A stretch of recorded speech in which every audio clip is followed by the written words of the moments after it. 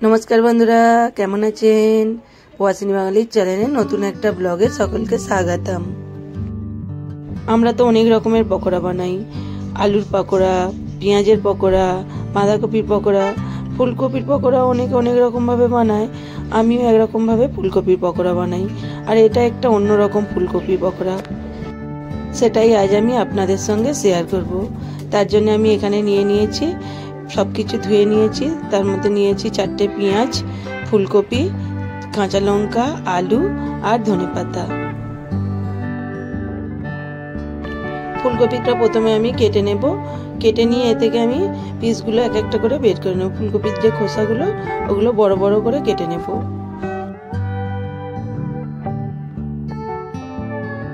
বর্ষাকালে তো আমরা অনেক রকম পকোড়া বানাই, আর শীতকালে অনেক রকম সবজি থাকে, শীতের সবজি দিয়েও অনেক রকম পকোড়া হয়।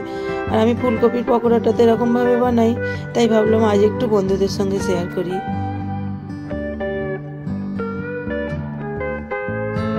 ফুলকপিগুলো কেটে নিয়ে আমি আবারও ভালো করে ধুয়ে নিলাম, কারণ ফুলকপির ভেতরে পোকা থাকে অনেক সময়। যদিও সিজনের ফুলকপিতে অতটা পোকা থাকে না, অফ সিজনের গুলোতেই পোকাটা বেশি হয়। ফুলকপিগুলো কেটে ধুয়ে নিয়ে আমি এরকম গ্রেটারে করে ফুলকপিগুলো ভালো করে গ্রেট করে নেব।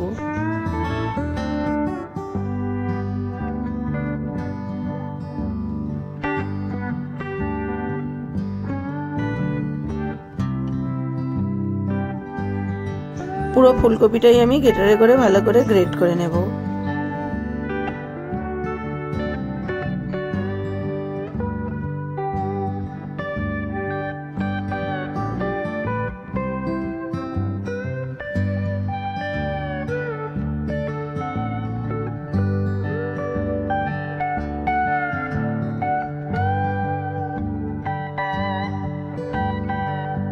ফুলকপিটা তো আমার গ্রেট করা হয়ে গেছে। আমি তো মাঝারি সাইজের ফুলকপি নিয়েছিলাম, ফুলকপিটা গ্রেট করে এতটা হয়েছে। এবার আমি একটা বাটির মধ্যে জল নিয়ে নিয়েছি, ওই জলের মধ্যে আলুটাকেও গ্রেট করে নেব। আলুটা জলের মধ্যে গ্রেট করে নিলে আলুটা কালো হয়ে যাবে না।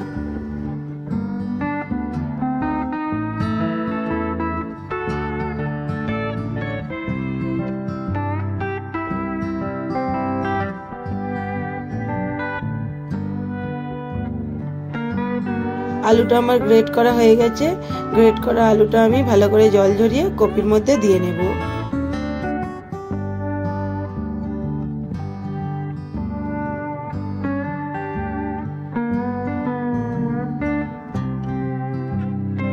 এবারে ওর মধ্যে আমি পেঁয়াজটা গ্রেট করে দেব। পেঁয়াজ কিন্তু আমি দুটো গ্রেট করব, আর দুটো পেঁয়াজ ছোট ছোট করে কেটে দেব।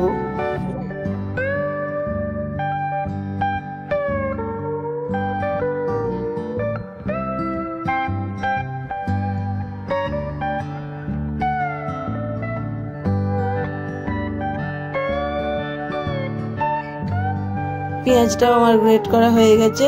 এবারে আমি ধনেপাতাগুলোকে ছোট ছোট করে টুকরো করে কেটে ওর মধ্যে দিয়ে নিচ্ছি। আর দুটো যে পেঁয়াজ ছিল ওগুলোকেও ছোট ছোট করে কেটে নিয়ে ওর মধ্যে দিয়ে নিলাম।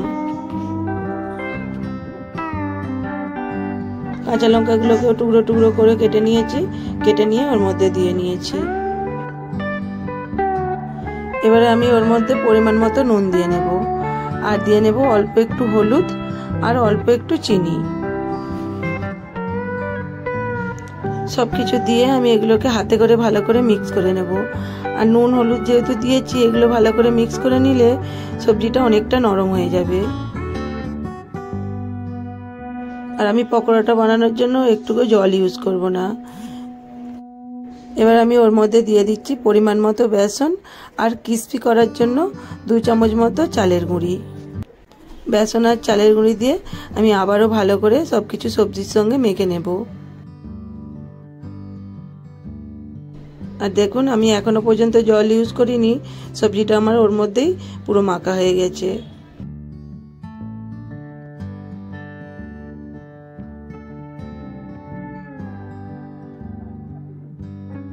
আর সবজিটাকে আমি এরকম ভাবে 5-7 মিনিট ধরে ভালো করে মেখে নেব।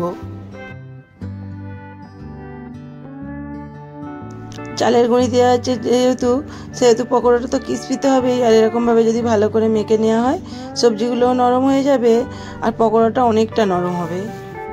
ব্যাটারটা আমি 5 মিনিট মতো রেস্ট করতে দিয়েছিলাম, আবারও 5 মিনিট পর আবারও 2 মিনিট মতো ভালো করে মেখে নিলাম।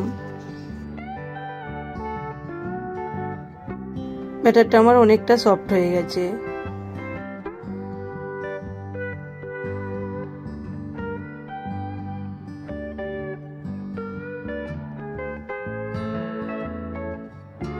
পকোড়াগুলো এবার ভেজে নেওয়ার পালা। কড়াইতে তেল গরম করতে দিয়েছি, তেলটা গরম হয়ে গেছে।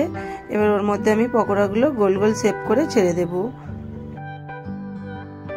আর গ্যাসটা কিন্তু এই সময় লো টু মিডিয়াম ফ্লেমে রাখতে হবে। হাই ফ্লেমে করলে পকোড়াগুলো কিন্তু জ্বলে যাবে, ওপরটা ভিতরটা কাঁচা রয়ে যাবে।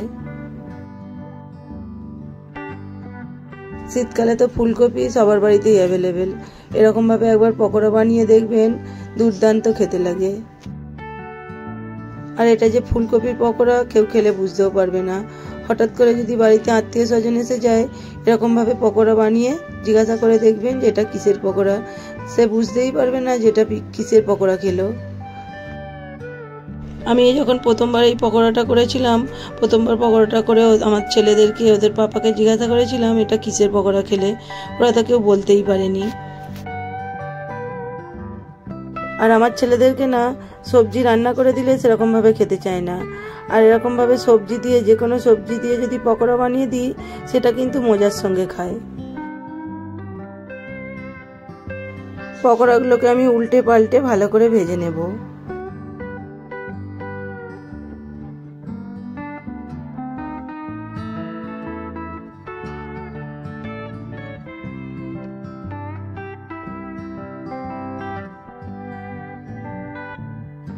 পকোড়াগুলোকে একটু ব্রাউন ব্রাউন করে ভাজবো। পকোড়াগুলো আমার ব্রাউন ব্রাউন করে ভাজা হয়ে গেছে। এবার আমি এগুলো কড়াই থেকে তুলে নেব। বাকি পকোড়াগুলো আমি একই রকম ভাবে ভেজে নেব।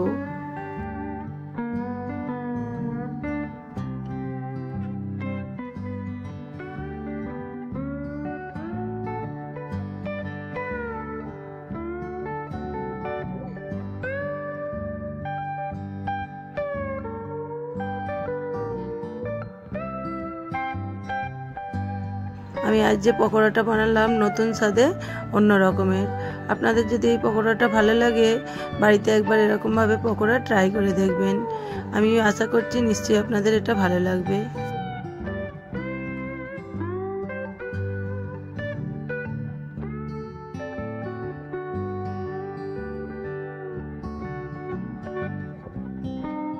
সব পকোড়াগুলো আমার ভাজা হয়ে গেছে। আমি থালায় একটু ডেকোরেশন করে নিয়েছি, আর বাটিতে একটু টমেটো সস নিয়ে নিয়েছি। টমেটো সস, সেজওয়ান সসের সঙ্গে এটা খেতে ভালো লাগে। আর পকোড়ার সঙ্গে চা হলে সেটা তো উত্তম কথা। পকোড়ার সঙ্গে চা হবে না এটা তো হতে পারে না। চা বানিয়ে নিয়েছি। আর চলুন আজকের ভিডিওটা আমি এখানেই শেষ করছি। আবার দেখা হবে নতুন একটা ব্লগের সাথে। সকলে ভালো থাকবেন, সুস্থ থাকবেন, সাবধানে থাকবেন। আর আজকের ভিডিওটা যদি ভালো লাগে লাইক কমেন্ট করে দেবেন।